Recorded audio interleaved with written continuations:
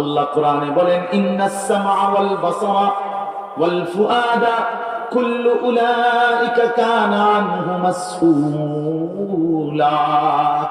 আল্লাহ বলে বান্দা হাসরের ময়দানে তোমার কানকে জিজ্ঞেস করা হবে, চোখকে জিজ্ঞেস করা হবে এবং তোমার অন্তরকেও জিজ্ঞেস করা হবে।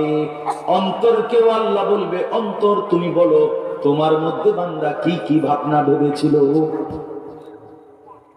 যা ভাবছিলেন তাও বলে দিন।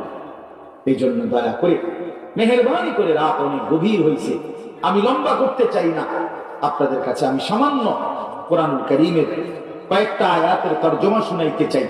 এইটুকু তরজমা আপনারা শুনেন। একটা কথা শুধু, আমার এই 6টা আয়াত পড়ছি আমি, 6টা আয়াত থেকে আল্লাহ তাআলা একটা গুরুত্বপূর্ণ কথা আমাদেরকে বুঝাইতে চাইছেন। এই কথাটা আমি বললেই আমার কথা শেষ। আল্লাহ তাআলা আমাদেরকে